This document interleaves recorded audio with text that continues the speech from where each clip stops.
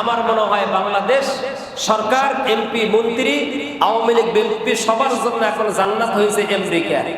মানুষ জান্নাতকে নিয়ে যতটা টেনশন না করে, তার চাইতে আমেরিকার ভিসা নিয়ে মানুষ বেশি চিন্তিত আছে। কথা বল না কেন? নসিব বড় খারাপ আমেরিকার ভিসা। যত চোর, ডাকাত, বাটপার, দেশদ্রোহী, দেশকে যারা শোষণ করেছে, দেশের বিরুদ্ধে যারা কাজ করেছে, মানুষের কল্যাণকর কাজে যারা বাধা দিয়েছে, দেশের মানুষের ভাগ্য নিয়ে যারা ছেলেমেলে খেলেছে, এই সমস্ত স্বৈরাচারীরা অধিকাংশ গিয়ে আমেরিকায় বাড়ি করেছে।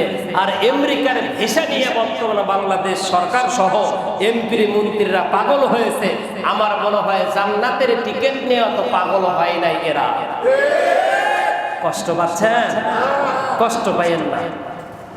জান্নাতের টিকিট নিয়ে মানুষ এত চিন্তা করলে, এত ভাবলে আল্লাহ অনেক গুনাহ আগে ক্ষমা করে দিত। কোন সুবহানাল্লাহ।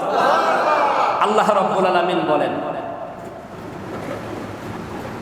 قل يا عبادي الذين أسرفوا على أنفسهم لا تقنطوا من رحمة الله إن الله يغفر الذنوب جميعا إنه هو الغفور الرحيم।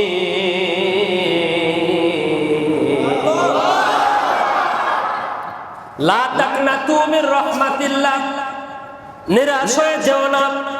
আওয়ামী লীগ করো, ছাত্রলীগ করো, অথবা তুমি কৃষক লীগ করো, অথবা জনতা লীগ করো, যেই লীগ করো না কেন, বিএনপি করো, ছাত্র দল করো, জামাত ইসলাম করো, ছাত্র শিবির করো, যেই দল করো না কেন, তোমার দ্বারা অপরাধ হয়ে গিয়েছে বন্ধু। ও বন্ধু, তোমার দ্বারা অপরাধ হয়েছে। জেনেও তুমি গুনাহ করেছো, না জেনেও গুনাহ করেছো। তোমার পিতা ভুল করার কারণে দুনিয়াতে জান্নাত থেকে বের করে দিয়েছিল, ঠিক কি না? তুমি তার সন্তান, তুমি তো ভুল করবা।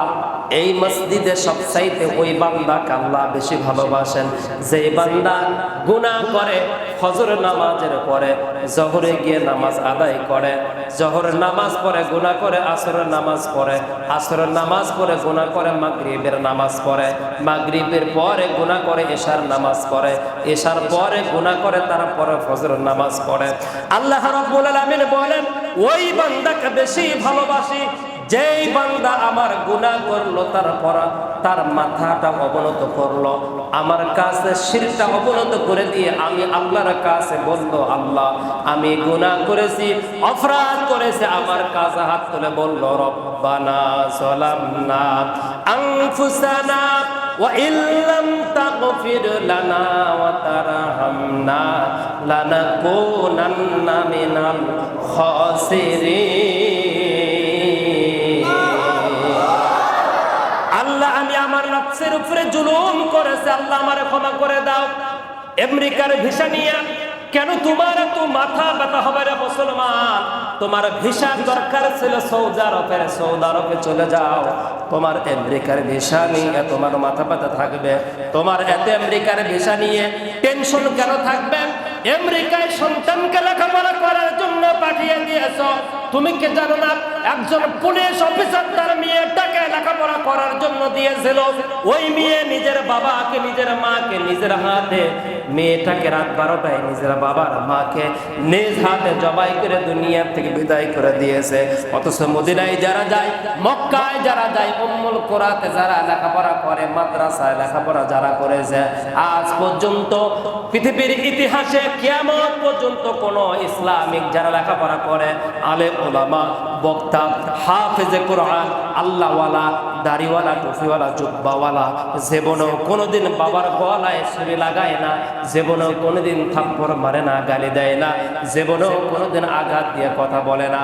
কারণ এরা রাসূলের শিক্ষায় শিক্ষিত, আল্লাহর কোরআনের শিক্ষায় শিক্ষিত, এরা মদিনার শিক্ষা, মক্কার শিক্ষায় শিক্ষিত। এরা জীবনেও কোনোদিন বাবা মার শরীরে আঘাত করতে পারে না। কথা বলেন ঠিক কিনা? তোমাদেরকে কি দিয়া বোঝাবো আমার কলিজার টুকরা ভাইয়েরা? ও তরুণেরা, তোমাদেরকে পরিবর্তন হতে হবে। আমার মুরব্বী বাজানেরা, এই জন্য সন্তানদেরকে আমেরিকা মুখী করা যাবে না। তারা আজকে ভয়ের ভিতরে আছে, আশঙ্কার ভিতরে আছে, কারণ যত অপরাধ করেছে জীবনে একটাবার আমেরিকায় পাড়ি দিতে পারলে, একটাবার আমেরিকায় পাড়ি দিতে পারলে বাংলাদেশের সব অপরাধ মুছে যাবে। বাংলাদেশ আসার দরকার নাই, আসার প্রয়োজন হবে না। অনেক মাল সামানা 15 বছরে ইনকাম করেছি। ও বন্ধু, তোমার কাছে প্রশ্ন করতে চাই, আমেরিকায় কি গেলে তোমার মৃত্যু হবে না? আমেরিকায় গেলে কি তোমাকে আজরাইল ধরবে না? আমেরিকায় গেলে কি তোমার কবর দিবে না? আমেরিকায় গেলে কি তোমাকে জাহান্নামে হাসুর ময়দানে কিয়ামতে ফুলসিরাত তোমাকে পার দিতে কি হবে না?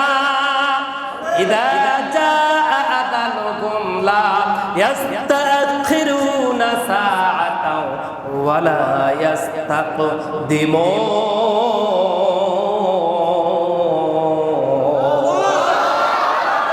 এক পা আগাইতেও পারবা না, পিছাইতেও পারবা না। যুক্তরাষ্ট্রে থাকো, যুক্তরাজ্যে থাকো, আমেরিকা থাকো, কুয়েত থাকো, কাতার থাকো, সৌদি থাকো, বাংলাদেশ থাকো, বঙ্গভবনে থাকো, জেলখানায় থাকো, এক পা আগাইতেও পারবা না, এক পা পিছাইতেও। কুল্লু নাফসিন যায়িকাতুল মাউত। আমেরিকার ভিসার জন্য পাগল নয়, পাগল হতে হবে মদিনার জন্য। কথা বলেন ঠিক কিনা? গহনা দিন ফু রাইয়া যাবে, গহনা দিন ফু রাইয়া যাবে, যৌবনে লাগবে বাটি, ওই যে দেখো ডাকিতেছে আমায় কবরের মাটি।